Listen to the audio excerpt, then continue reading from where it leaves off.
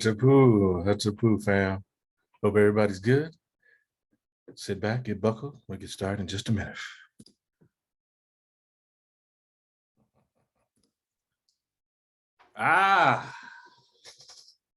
What's good, everybody? What's good? What's good? Hope that everybody's all well. This is the last Sunday of the month. Grateful we all here together. Hatapu. Peace unto you, Heru Nefer. Trust that you are having a good day. Also like to get in here and we're going to start it off right. So I'm going to start off the way I would start off a typical session with my folks, and we say to all the African, Indian, Asian, Chinese, Native American, and Pacific Islander masters that have gone before us, we bow. Teacher to student, student to teacher.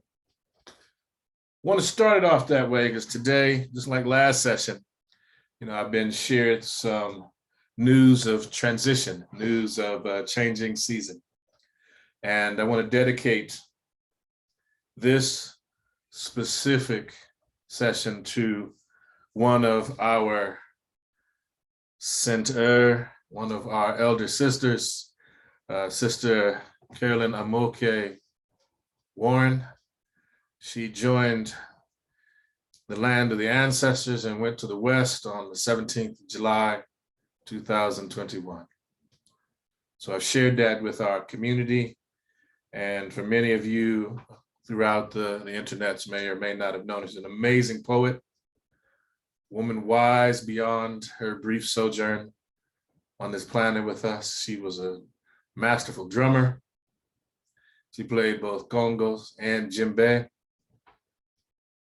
She had a beautiful family, loved ones, and Qigong, Tai Chi Chuan were one of the things that she loved most. She shared those loves with us and really brightened every person she was around. And so I'm grateful for the time that we had to share together, the things that I learned from her about focus, about family, about balance. So today's session, we will remember Sister Amoke.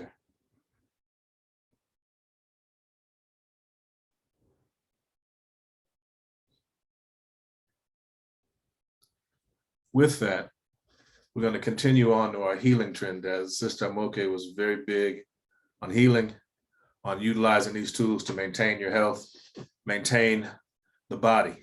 And so what I want to be able to do is to honor that work with her, where she talked about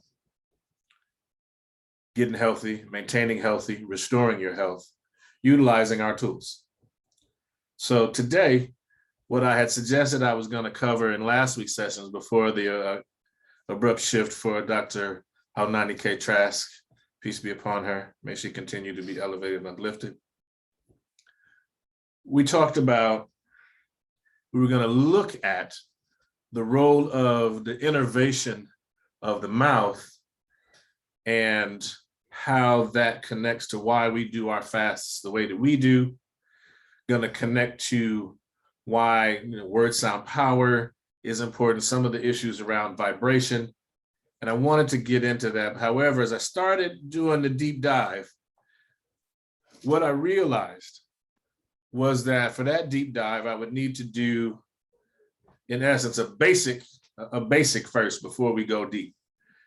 Because there's a great deal of work with the Qigong and the face massage and our longevity exercises that are affiliated with the face and the mouth and with healing. And so before we get into the deep dive of the innervation, I'm going to talk a bit about it. Want to get into that, and then we're going to come back and we're going to talk about the way in which, what's happening with the mouth in ways that across the different modes that we work with and utilize as a way for us to get a deeper understanding of the importance of the mouth, the importance of speech, the importance of nasal breathing. And you can begin to explore and understand how the ear, nose, and throat, eyes are this whole structure that we utilize. And we think about that as the kind of the seat or the carrier protector of the consciousness, why in which it is treated the way that it is. And why the teeth are so important and so essential to life as we know it. So for starters, I'll just simply start off and go with it like this here. Okay, so teeth are hugely important. That we talked a bit about how the mouth is connected to the gut, and there are huge relations between the mouth and gut in terms of innervation, in terms of relationship. Same thing with the brain and the gut. The brain and the gut, the heart and the gut, the body has a huge relationship with this region of the body. And so you'll begin to understand how the ancients really started to see this as the sea or the root or the universe, not the universe, but we'll say a great ocean through which the shores of alchemical change and shift were adapted through the flow of the river from south to north, okay? And so with that, what I want to do is to talk a little, so now you have your teeth, and your teeth perform different functions, and won't get into that immediately. What I want to say is that, again, each of the nerves that are in the mouth, and you can look this up on your favorite search engine. And so I suggest that you do that. You want to look for a graphic that talks about teeth, nerves, and organs. Those will be the keywords: teeth, nerves, organs, or meridians. And what you'll begin to see is how the innervation of the teeth is also associated with the meridians in traditional Chinese medical theory. And from there, we can begin to extrapolate to the way it connects to the subtle bodies that we talk about in Tai Chi Chuan, or the 8 psychic centers. And there are 2 psychic centers that directly connected to the mouth in this process that we're going to go through today, that we're going to talk about in terms of our practice. We're going to focus on not the mouth, but also obviously we're going to have to get into the olfactory, the sense of smell, and the sense of hearing, ear, nose, throat, ears. Because those things are all interconnected, we want to be able to begin to have you look at it from that perspective. Because again, for me, it's not just one thing. We want to look at it from a holistic perspective so that we begin to understand that when you are seeking a way to address an issue, you don't have to make just one choice, all right? Because you may not have that particular herb or that particular plant medicine in your house. You may need to do something else in that case. Or maybe that particular plant that does it may be out of season. And you're not in a place where you can get the type of plant medicine that is going to help you in season. You may not know it. Let me say it that way. So with that, let's get started. So as you see, first off, you have these beautiful lips that serve as a magnificent protection. There's also a seal. Can be airtight. That allows you to maintain the moisture inside the body. That's what these beautiful, wonderful lips are for. Outside of its purpose in interpersonal relations, it provides you an opportunity to parse language, to keep things in the mouth and keep certain things out. The other piece that we want to get into, now we get these lips going, and some of us have more luscious, full, voluptuous lips than others. They all form the same purpose, okay? I'm very pleased with my luscious, full lips. You know, it's one of the things that my wife enjoys about my lips. I'm not going to do the duck lip, but you get what I'm saying. So one of the things that we do behind the lips is you have these teeth. And the teeth, and see, I had the great fortune of having, my godfather is a dentist, and he decided later in life to go back to school to become a dentist. So I was a teenager when he was going through, he actually became a full-on dentist. So I got to learn a whole lot about the mouth, about oral health, from an academic perspective. So as an example, you know, this is called the lower mandible, the part of the bottom part, we call the jaw also.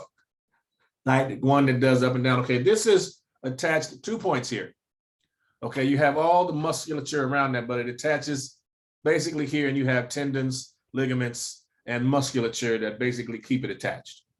One of the primary reasons as martial artists, Mantu artists, practitioners of self-defense arts, that we talk about lightly clenching the jaw is that the goal is doing so is to keep this lower jaw or mandible connected to the upper head and the rest of the head. All right, because if it's not lightly clenched, someone can aid in separating your jaw from the rest of the head. That's not what we want, right? Okay, so many of you also have a particular bite pattern. And so many of you may have a slight overbite so that the bottom teeth sits right underneath the upper teeth. That's what they consider to be natural, all these other things. I actually, unfortunately had during the barbaric days of the 80s in terms of orthodontics, they did some horrible things and pulled some of my teeth because they said my mouth was too crowded, even though I was actually going to be growing, because your mouth grows as your body and head, everything continues to grow. So they actually have had some enlightened orthodontistry since then, and so that they can adjust your teeth so that as your mouth grows, your teeth will actually grow with it, and they can help you so that they don't have to pull teeth. So I'm starting off now. I got 4 teeth that aren't where they should be. And that's a huge challenge because that enervation is still there. And what I want you're going to be doing some homework in this one. I'm not doing all the work this time. You're going to be doing some homework.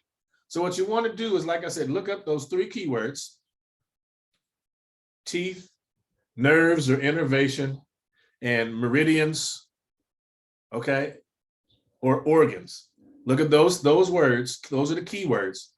And look at the graph, and it'll tell you with each tooth, whether it be these right here, or the incisors as you go back, on the way back to the molars, they tell you what nerves are, where they go, what organs are connected to them.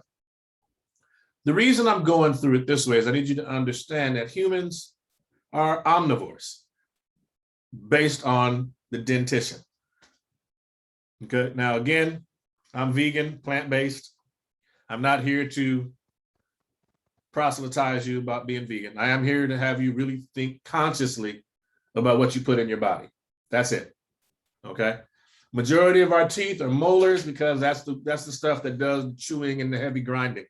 Teeth up front, designed to do the biting. Okay. And then you have, well, these are the incisors, and you get to the canines, the pointed ones. And those are designed to help you rip and tear should you get into something, fleshy, like a peach, like some watermelon. Just kidding. Also if you eat animal flesh, you can get into it that way as well. Now, what happens is that as you're biting, as you're performing this mastication, what the body is doing is, through utilizing your saliva, it is changing and responding to what you eat. Your eyes tell your body what it is.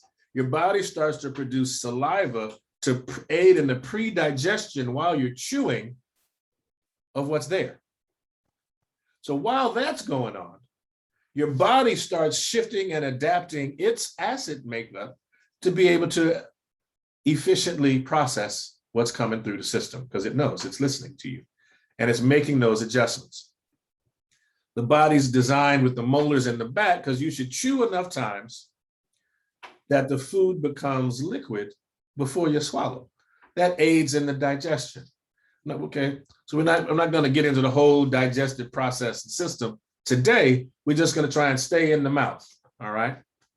And so now you have these different organs that are connected because the different nutrients that are in the food have a what's the phrase I'm looking for? Proclivity isn't what I'm looking for, but they have an attraction towards certain organs. Okay, certain minerals have a particular relationship with certain organs, and they may go there, both healthy and unhealthy. Okay, an example would be for males. Nickel has a particular proclivity for the prostate gland. Not healthy, not good. So you want to stay away from nickel plate, those sorts of things. That goes straight to the prostate gland, and it accumulates there. And so you can see now that the body, with these different affinities, the more you learn about what you're putting in your system, your body is adapting and it receives what you take from it. And it does that. Okay, so now that we got that, you know the majority of the chewing is done in the back of the mouth. Be patient. Enjoy your food. All right, that's the real goal of this, is to be able to, I know that for many of us, again, I'm going to end up talking about this settler colonial machine, but I need you to understand that we eat as if we're trying to fill a race car. We're trying to fill a car and put some more fuel in it. There's no joy. There's no beauty. And I don't know if you've seen, if you follow me on Instagram, on Facebook, or any of our other social media, you'll see that I'm a lover of beauty. I'm a lover of not just symmetry, but beauty in its natural form. So like they try to call it a Fibonacci sequence or that whole piece. I'm not going to call it that. I'm going to just call it the ooh in the chair. When we look at it, I want you to think about, how is it that the way these things grow and the way these things are interrelated have a pattern already? Your teeth have a particular pattern in terms of the numbers, the positioning that enable you to get the initial bite. And as you begin to chew, to masticate, through the manipulation of the tongue, it maneuvers the food through to the different teeth so that it gets to the back. And you learn this. That's why you have like a starter set of teeth, right? And we call them baby teeth. You start set so you can practice. And then you move forward. And as it goes on, it then moves to the back of the mouth, and you have a wonderful process that we have, very efficient. You have a digestion and breathing connected in the same tube with a valve to be able to switch off whichever way you're doing, whether you're eating and drinking or whether you're breathing. So as it goes through, liquid one way, air the other. You can do air both ways, but you primarily want to do air primarily down the alimentary canal. Now, I won't get all into the whole body names and that sort of thing, but you have the esophagus goes down to the stomach. All right. And then you have the other one, which goes down into the lungs. So that's all connected in there. Now, the reason why for ours, why we use blended juices during our fast, we use both blended juices, primarily smoothies, and then we use some pressed juices, which is what we recommend, whole fruit pressed juice, is because they have more nutrients. Okay, I'm not gonna focus on the juice real strong this time, but when you do juice, what you end up doing is you're removing a good deal of the fiber. Okay, so you're getting high nutrient, but many folks, particularly in these settler colonial spaces, you don't include the pith, you don't include the peel. And that's where a lot of the healing and a lot of the nutrients are. So we won't get into that today. That'll be another one, particularly as we come into the fall and we start talking a lot more about citrus. I'll talk more about the role of the pith and more about the peel, so that as we shake off and decolonize the way we look at food, and that'll also shift how the brain works and how the body is responding to what we put in our bodies. So it's not just about how we raise it, which is the organic part. It's not just about the relationship that we have with the people that raised it. And it's not just about the joy that we take in cooking, if we're cooking it, right? Or however we prepare. Notice I said prepare, not just cook, because you needed to do both. Even if it's raw, you got to prepare it.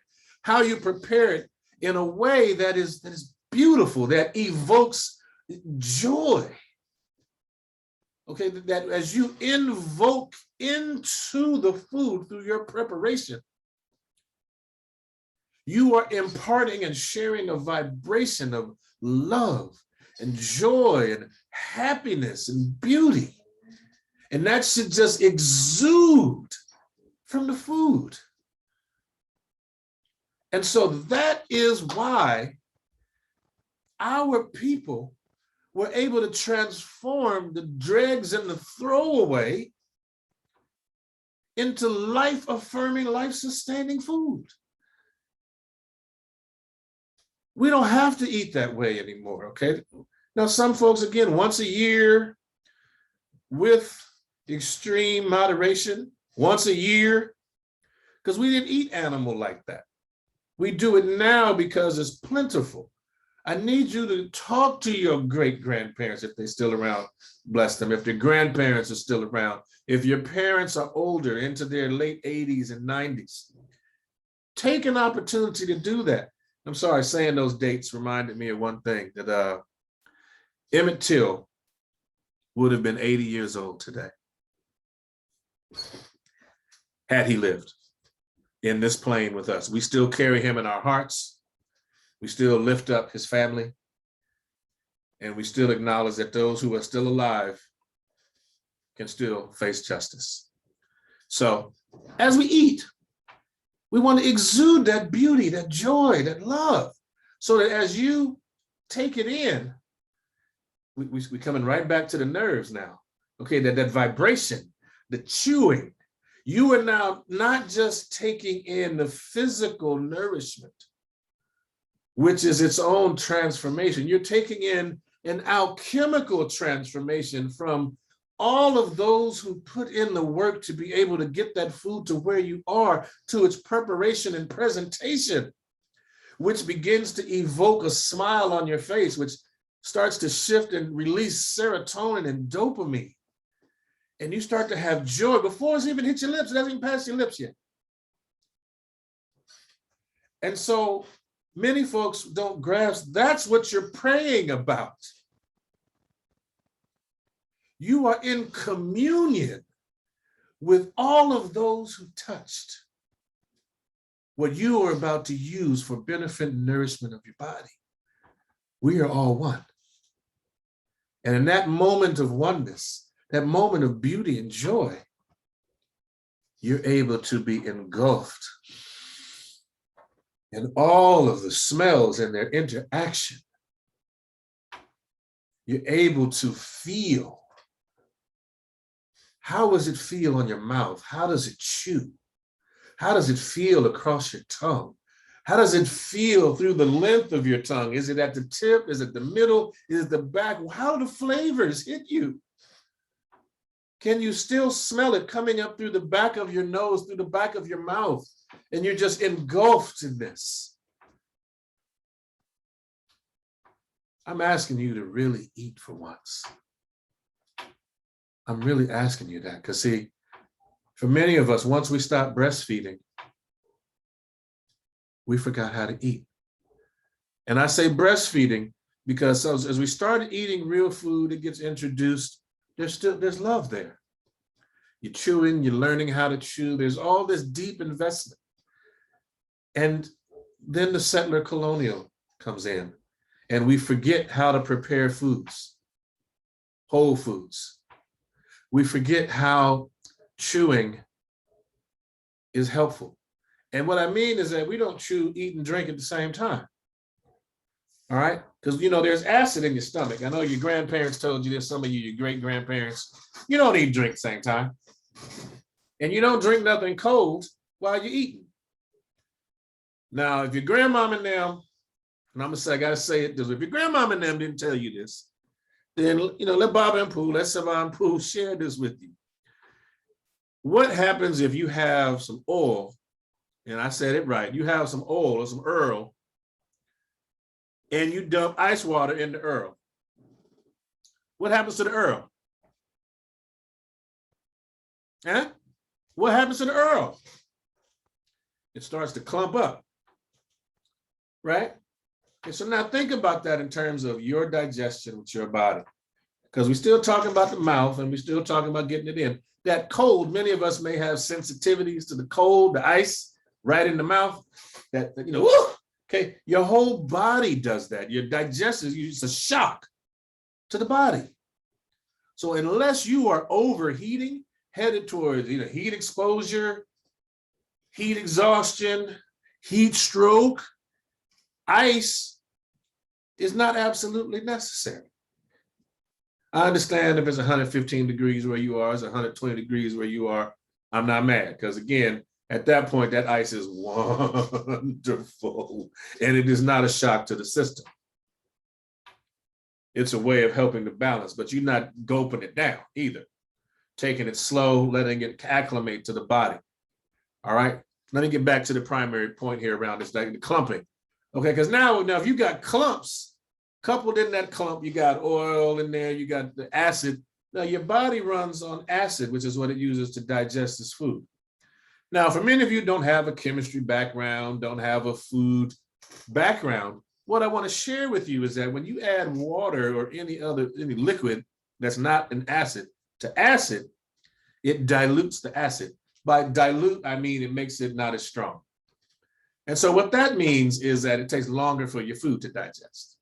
Okay. And just understand when it takes longer to digest, that means you're also probably producing some gas in there.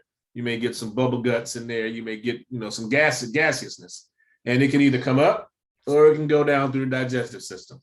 We understand what that means and what it does. Good. I'm not going to leave that alone for another time. These teeth, when you have juice, and juice is room temperature, body absorbs it very quickly, boom, hits the bloodstream quick. When you're using blended drinks, smoothies, you're getting a whole fruit. You're also getting what we would call, what's it called? It's the pulp and the fiber are all in the drink. And so in doing that, if you get a blended drink, don't just and swallow. What you want to do is kind of stimulate or replicate the chewing. So even though you think that I'm not really chewing my drink, you want to use the thickness, you want to chew. And what that is doing is it holds it longer in your mouth.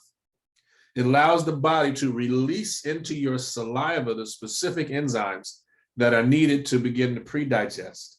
And it allows the rest of the digestive canal to prepare and produce its enzymes to properly address what's coming.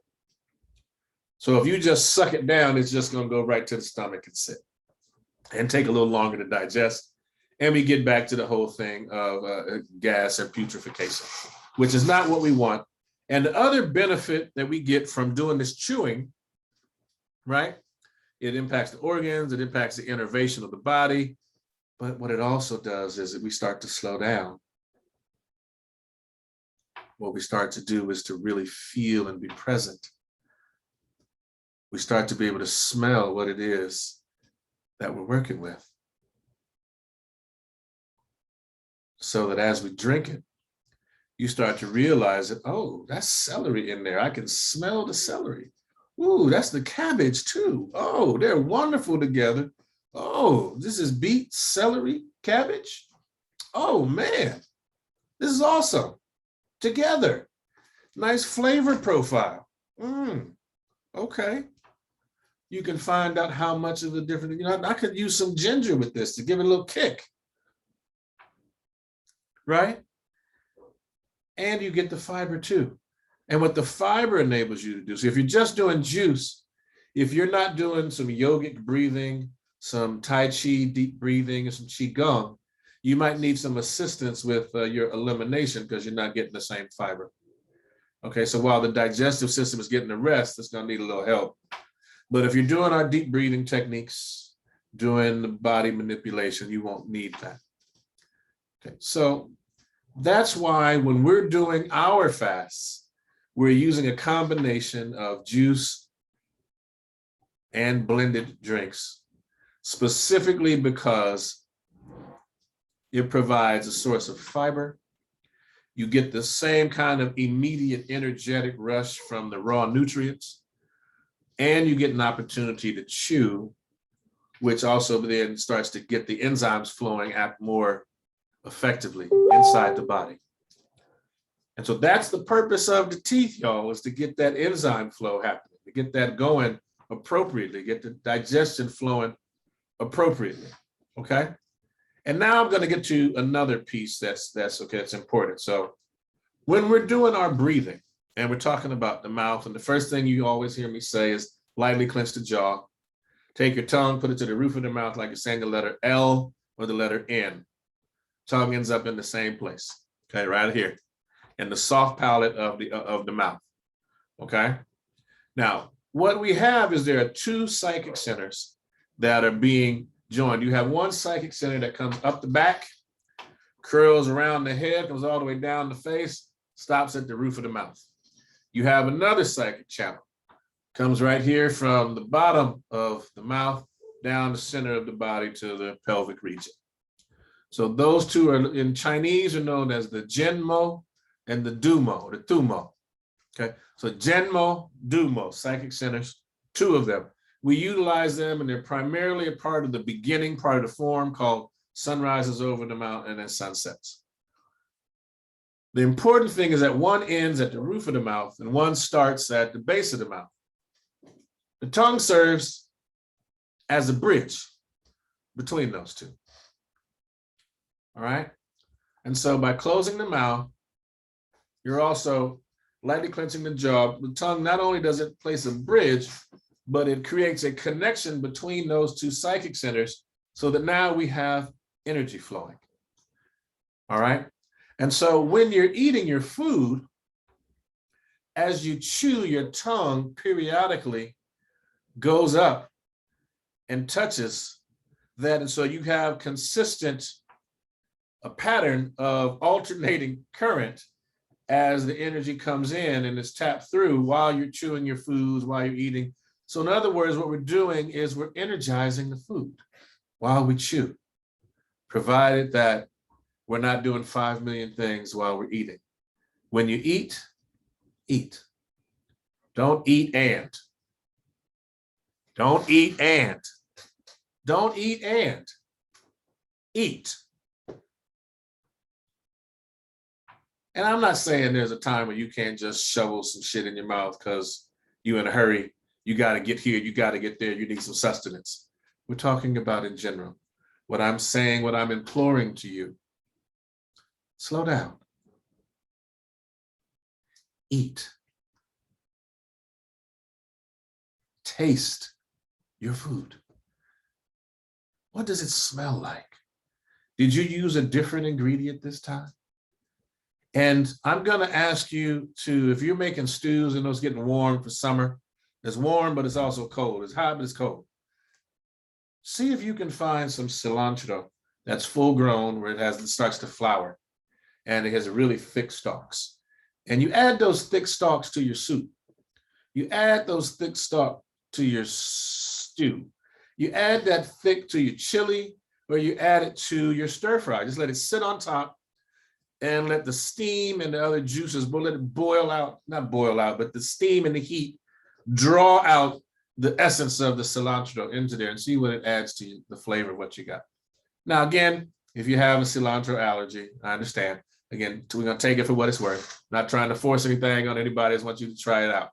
All right, because you can understand it has a completely different flavor than the young cilantro that most of us are used to, or the coriander that most of us get afterwards.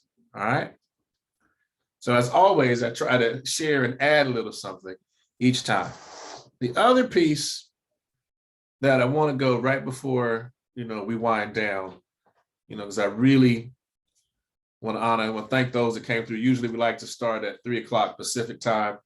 Today, because I was slowing down, I had, I'm going to post it once it's done. I have some pictures. I don't have the picture from a bowl yet, so I haven't posted them yet, of, just some work that I've done, today, cooking up a little something with some starter help from Caribbean Gourmet. This pandemic has afforded me the opportunity to do some things with food prep for some other folks so I can get something started so that I could take like a vegan curry over rice with vegetables for one person and get a couple of those and then add in some mushrooms and some tomatoes and some other, onions and whatnot and expand it, add it. Now I got a meal almost like for at least 3 or 4 days for the household, which for me is great because it's lunch and dinner and sometimes breakfast, multiple meals.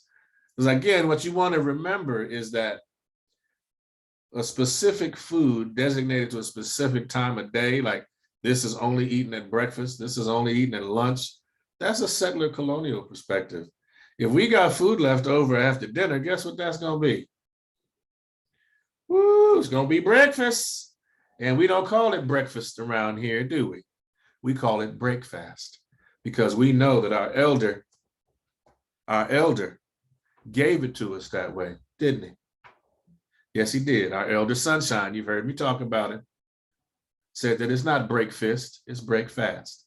And if you're ever in the Houston area, you can go to Sunshine Spot, check it out, see what I'm saying. All I want you to do is, through utilizing the principles that we talk about at the Kemetic Aha and Sama Association, we're not just about teaching you how to defend yourself. We're about aiding you in, acquiring the fullness of your humanity again. That means we're going to be cooking, we're going to be sharing food recipes, because again, we're going to get your mind right. And if you're not putting high quality nutrients from the hands of the ancestors all the way through to us, what are you doing? Edible food-like substances? Who wants that? Think about that. I mean, if it's quick, I'm still going to go to a place that treats that food with love. And I'm going to shout out some folks because I'm in Los Angeles. And if some of you may visit Los Angeles, and in doing so, you'll understand what I'm saying, that I don't care how you get it, but you want food touched with love. So I go to Hot and Cool Cafe.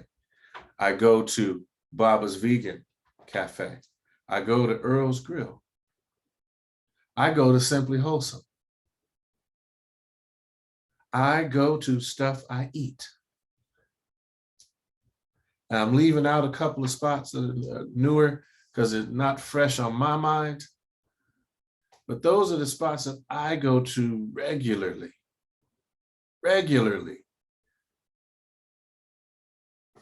And we need to remember that you should go someplace regularly too. And you should go regularly.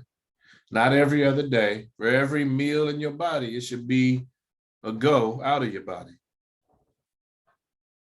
All right? And that's the importance that we talk about in terms of the teeth, the relationship of the teeth to why we do what we do in terms of fasting. For the longest time, I've not talked about the way in which we use what many folks now call aromatherapy. Okay? And that's not what we called it. You know, we refer to it first like make dirt, or to offer incense and to offer smoke to the ancestors. Again, notice I said to offer smoke, I didn't say smudge. Okay, smudge is a different tradition, Native American.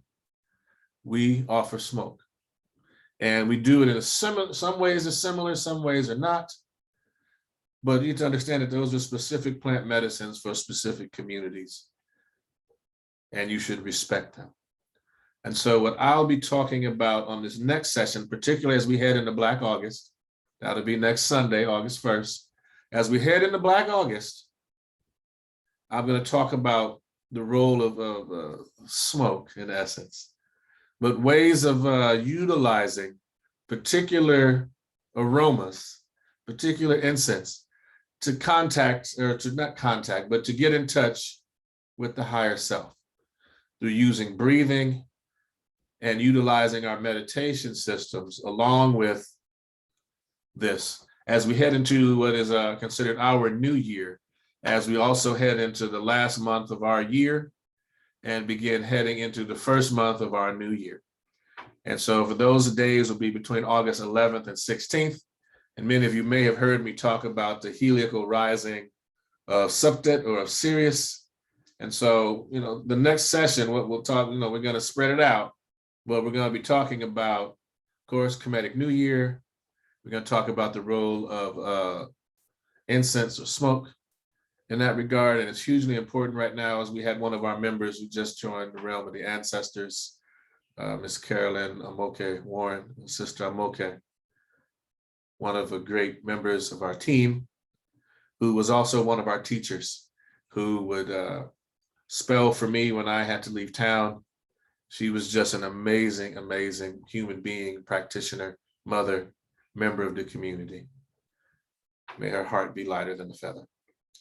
So with that, what I will say is that, you know, please, if you catch this video on any social platform, you know, like it, share it, help people understand that we're utilizing this time because everybody before it wasn't in Los Angeles.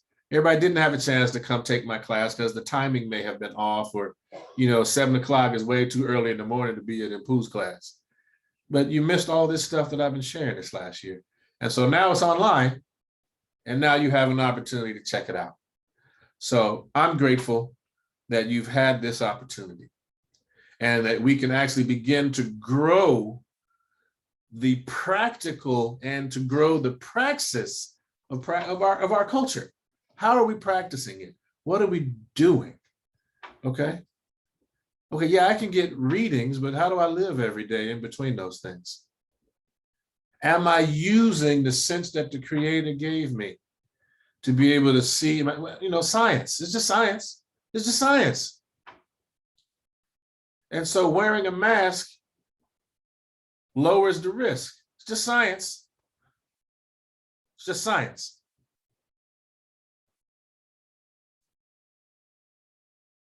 I'm gonna leave it at that. We come from the people that created science.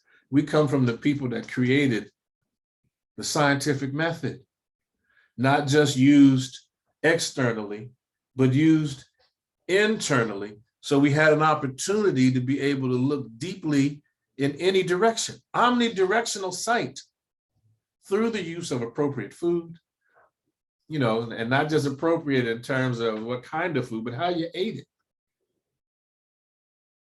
Did it invoke joy and life and beauty in you? Huh?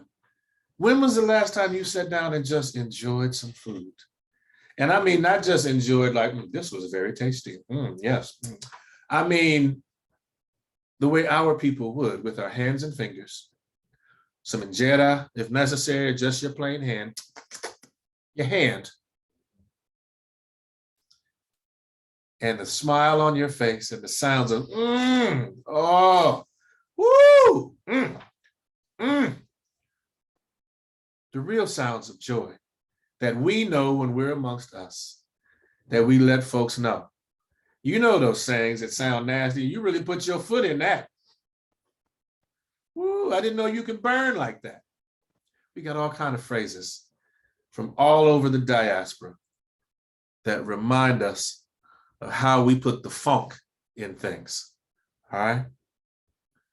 And I said that because my brother teacher's here, from one of the funk communities. I wanted to give love and shout out to him, Dr. Harukuti.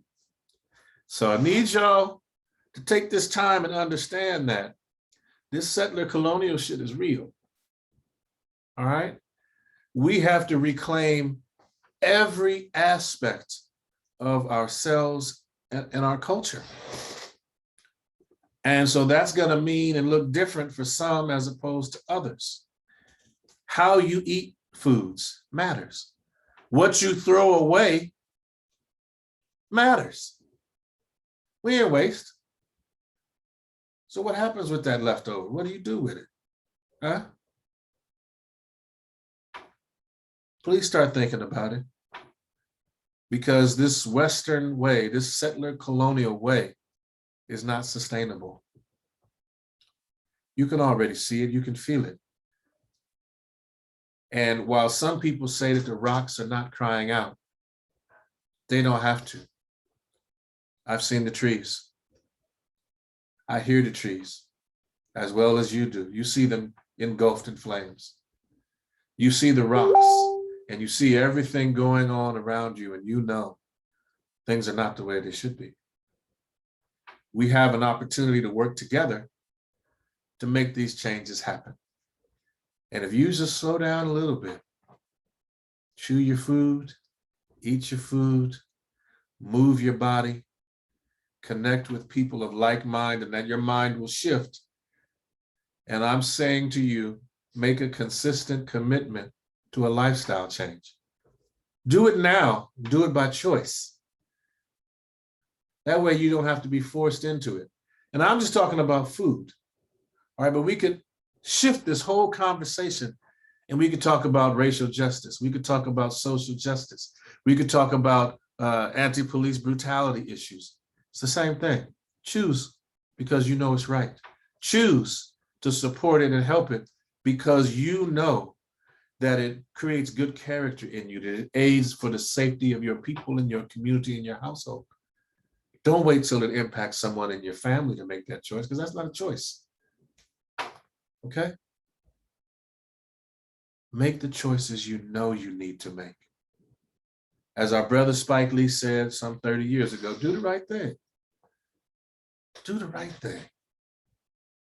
Step off on that left foot and do the right thing. I'm grateful for the time that we spent together. Take care of your teeth. Take care of your teeth. That means brushing multiple times a day, flossing, getting with that coconut oil, okay, getting in there, utilizing the things that either if your teeth are damaged, you learning what you need to do to keep your teeth safe for as long as you can. As long as you can, whether that be with a micwac root or for some little licorice root as well. Get it in there, chew it around, get it going. Do what you got to do. It'll make changes and it'll help you. All right. We have a couple of amazing things coming up for you from Black August that we're doing with the partnership of the Intersection for Mankind. So I'll be posting it. I already have. Also, you may see it from the Intersection for Mankind. I'm doing a piece on the 15th with relation to conflict. Basically talking about some of the things we're talking about right here, right now. If you're not eating right, and if you're not able to deal right from your right mind because of your food, you're in conflict with yourself. And so how long do you think, or how easy are you going to be to live with and around? If you're in conflict with yourself, your environment, you're in conflict with everything. Learn the ways that you can engage that conflict and find healthy choices to be able to resolve it, both for you and your household and your family. That's what that exercise is going to be about. Understanding how you deal with conflict. What are some effective tools for that? And learning how to apply it in your everyday life. And then we're going to take this real thing. People talking about this so-called critical race theory. And it's just a perspective on the truth. Okay? And so like if you've read Howard Zinn's, People's History, you've read some stuff from the perspective of critical race theory. If you read something from Martin Delany or Frederick Douglass, you've read critical race theory, or Dr. John Henry Clark or Dr. John G. Jackson. All right? Again, that's all we've ever done. And so for them to try and, talk this other mess is just that mess. I'm grateful for the time. August 15th, conflict piece. August 29th, we're doing a piece on history. And we're doing a piece on history because we got to look at what's happening today and where we go under the principle of Sankofa. It's not bad to go back and fetch it and bring it here so we can use what we need. We've got some changes to make if we want this planet to continue to be sustainable and livable for human beings. Thank you for taking the time to listen to Seba Inpu. That didn't come out right. That's all third person, but you get what I'm saying. Thanks for taking the time to come out and listen to me. Hear the little things I have to say about the body, the teeth, the interrelationship, and how we can work together to change this planet. I'm grateful for your time. Please like and share us. And if you get an opportunity on some of the other social media, subscribe to us, follow us. We got multiple places on Facebook. We got our Facebook group. We got our Facebook page, my personal page, as well as our Twitter, YouTube, and Instagram. I'm grateful for the opportunity to serve the people. I will see you in the interim. Please take care of yourself. If you're out, wear a mask. If you're around people that ain't your people, wear a mask. Stay hydrated, practice up, train up, and we'll see you on the other side. Just want to say Nejharak Amoke, our sister. We're still honoring Dr. Khaunani K. Trask. We're also uplifting and elevating the name of Emmett Till, and one of our members, my young brother's birthday is today as well, so we honor him. He knows who he is, and thank you. We're grateful for you, young brother. And now, we've come to the point where we're gonna bid our hatem, our peace to one another. And so I will bow out and I will say to you, to all the African, Indian, Asian, Chinese, Native American, and Pacific Islander masters that have gone before us, I bow. Teacher to student, student to teacher, Ashe, giving honor to the ancestors, praise, recognition, and love to the eternal witnesses of the earth and sky. I say to you, Hatapu, peace to you and yours. Ang Uja Seneb, life, health, strength, posterity. Please be well. Take care. That's it. That's how we shut it down. Peace.